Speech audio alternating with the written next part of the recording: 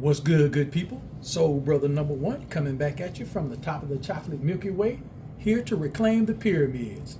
And this evening we're going to be reviewing Uncle Todd's DC Multiverse Green Lantern. And as you can see by looking at your screen there, you can tell this will be another Golden Age review. This will be a review of Alan Scott, the original Green Lantern, the Green Lantern of Earth 2 for your comic heads out there. And like Dr. Fate before him, this is a Golden Age character. Came out in 1940. First appearance was All American Comics number 16, right here. Came out in the summer of 1940. And then later on that year, he joined the first super team, the Justice Society of America, in All-Star Comics number 3. That was winter of 1940, right here. Now that that's out the way, and we know we're doing a Golden Age character, take a look at the packaging.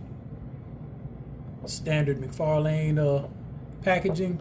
It's the collector's edition, so you'll have that here on the side. On the other side, Green Lantern Alan Scott is from the Day of Vengeance story arc. That was a pretty good story arc too. And on the back, you have some artwork. I believe this is why is his name escaping me right now? Alex Ross. I believe this is an Alex Ross painting of Alan Scott. Look a little older there, but that's the artwork on the back. So now we're going to get Alan Scott out of the packaging and see what he's working with. All right, now that we got Alan Scott out of the package, we're going to take a look at the accessories.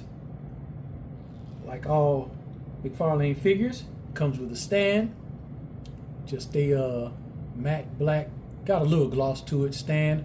This one has the DC logo in silver on the bottom, and you got the 1 foot peg here. Standard for McFarlane DC Multiverse figures. And with the card, you have the card here, same art as on the back of the box, and the write-up on the back. And I'm guessing that since this was a collector's edition, it comes with the card stand you can use to display the card if you so choose, like so. That's the stand. Comes with a green energy effect. I think this goes over his fist. And he comes with his lantern, green translucent lantern. Getting into the figure, I'm going to point out before I get into articulation and anything else, no soft goods cape. And this material, however, is softer than the Brother Voodoo's cape, but still, you know, you gave Dr. Fate a soft goods cape. Why couldn't Alan Scott get one? You know, but it is what it is. This is what we got. We'll make it work. Starting with the articulation, you get 360 rotation on the head. Head can look up that far, look down about that far.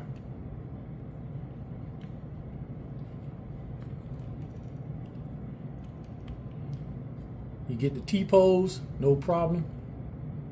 And the way the cape is, being that even though it's a plastic, the way that it's sculpted and molded, it drapes back over the shoulder, so both of his arms can get the T-pose with no problem. He does have a butterfly. I'm not sure how good it is though. Let's see. The cape may be hindering how far back it goes. That's about as far back as I can get it to go with that cape.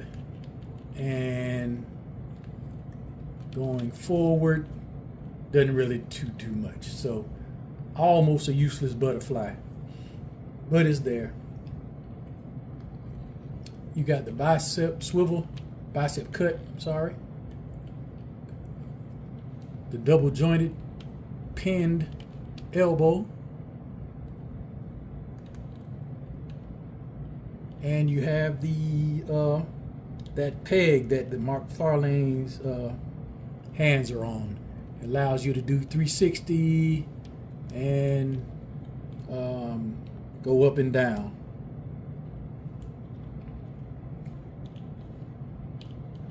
He has the diaphragm cut here. Allows him to, doesn't allow him to go forward too much, just a little, but he can go back that far. You get 360 rotation at the waist.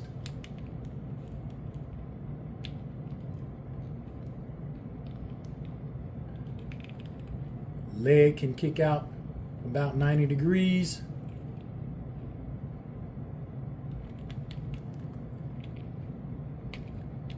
You have the double jointed pinned knees.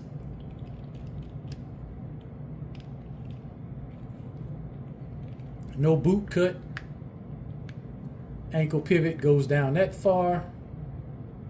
Goes up. Oh, we got toe articulation. I missed that. Got toe articulation. And you got a little ankle rocker there. And as far as the figure goes,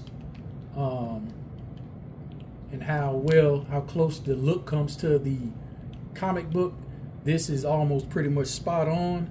I don't see any differences right off the bat, and this is what we are looking for when we get a comic book figure. We want the figure to look as much like the comic book as possible, and this is pretty much spot on. Everything about him is, if you see Alan Scott in the comics, this is pretty much what he looks like. So as far as aesthetics, how it looks, A++. Let's see. We're gonna see how this effect looks on his hand. Nothing too special. You just slide it over. That's how the effect looks on his hand. And then, of course, the other hand you can use to hold his lantern. It will be a gripping hand. See if we can get that. Yeah, we can get it opened up.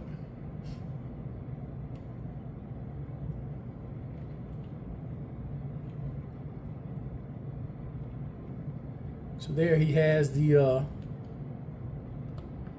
lantern in his hand and the energy effect on his ring. I think that ring may be on the wrong hand. I'm not quite sure, but it may be on the wrong hand. But that is the Golden Age original Green Lantern, all geared up with the effects that he comes with. We're gonna complete that Justice Society. I don't think McFarlane has released all the original members. I think Sandman is missing. And I'm trying to think off the top of my head. But everyone else out of the original JSA, I think he has. Starman, he doesn't have, if Starman's original member. Next up, I'm hoping to do Jay Garrett. And then maybe the Spectre to round out that JSA. Because they were the first. They set the standard. Don't forget that. And that concludes my review of McFarlane's DC Multiverse Golden Age Green Lantern. And remember, funk is its own reward. Y'all be easy.